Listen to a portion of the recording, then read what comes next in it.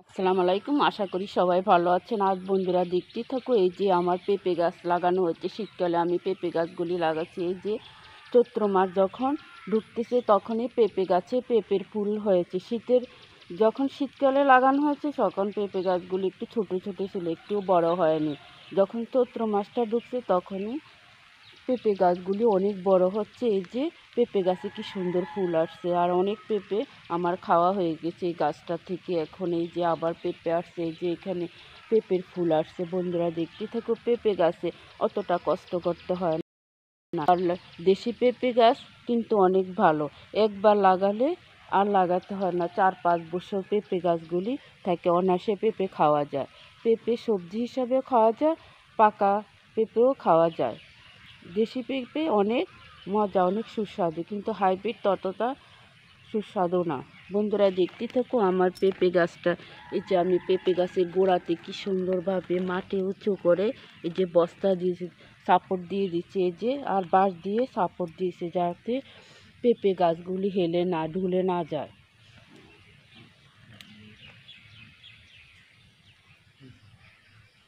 যেখানে 1 2 3 4 5 6 7 8 9 10 11টা, এই যে গাছটাতে 11টা পেঁপে আছে। 11টা পেঁপে বন্ধুরা, অনেক পেঁপে। এই যে আরও ফুল আসতেছে। এই পেঁপে গাছটা অনেক ভালো, জাতটা অনেক ভালো, দেশি, কিন্তু 4-5 বছর থাকে। আমি বাগান থেকে বীজ নিয়ে চারাগুলো করা হয়ে গেছে আমার বাগানে। যেখানে আরেকটা পেঁপে গাছ আছে, কিন্তু এটা পুরুষ পেঁপে গাছ। তারপরেও এখানে একটা করা আসছে, এই যে বল দেখতে থেকে পুরুষ পেঁপে গাছেও করা আসছে। এই যে পেঁপে ধরছে। যে আমার পেঁপে গাছের গোড়াতে যে কিছু তুলসী গাছ আছে, বন্ধুরা দেখতে থাকো, কাশ হলে এগুলি খাওয়া যায়। এই যে তুলসী পাতা।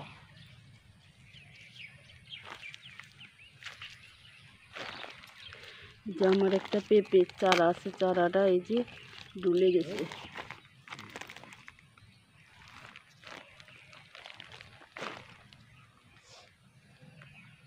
এই যে পেঁপেগুলি দেখতে অনেক সুন্দর, অনেক ভালো লাগতেছে। আমি আরেকটু বড় হলে এখানে একটু কাপড় দিয়ে ঢেকে রাখবো, কারণ পেঁপেগুলি যখন একটু বাতি হবে তখন পাকা পেঁপেও খাওয়া যাবে। সেজন্য আমি এগুলি সবজি হিসাবে খাবো না। যে কাপড় আছে, কাপড় দিয়ে আমি ঢেকে রাখবো পেঁপেগুলি। অনেক তাজা পেঁপেগুলি, অনেক কিছু কীভাবে তাজা হয়ে আছে পেঁপেগুলি।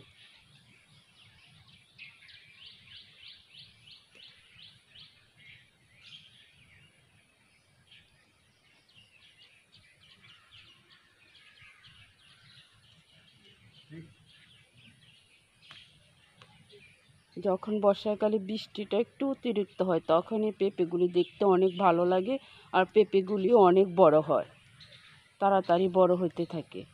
আর পাকা পেঁপে একটু পাকতে অনেক সময় লাগে।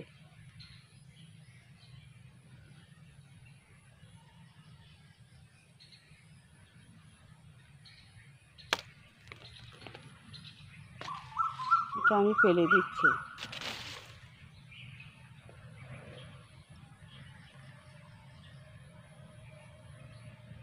বন্ধুরা দেখতে থাকো আমার পেঁপেগুলি।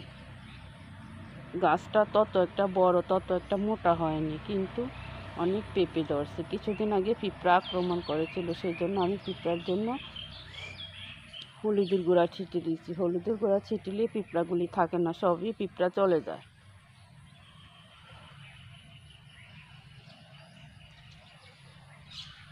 পেঁপেগুলি ধরতে অনেক ভালো লাগতেছে, একদম তাজা পেঁপে।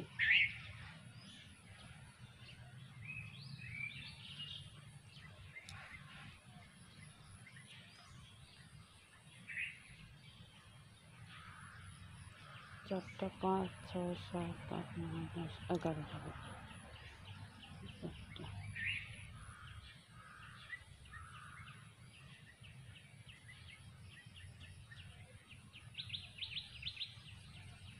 এই যে সকালে ভোরে তো পাখিও ডাকতেছে, কি সুন্দর। পাখির ডাকগুলিও দেখতে অনেক সুন্দর লাগে, অনেক ভালো লাগতেছে আমার কাছে। সকালে তো ঠান্ডা আবহাওয়া, রৌদ্র তাপ তেমন একটা থাকে না। আমার ভিডিওটা আপনাদের কাছে যদি ভালো লাগে থাকে তাহলে একটা সাবস্ক্রাইব, পাশে থাকা বেল বাটনটি বাজিয়ে দিবেন। এই বলে আমি বিদায় নিচ্ছি। আল্লাহ হাফেজ।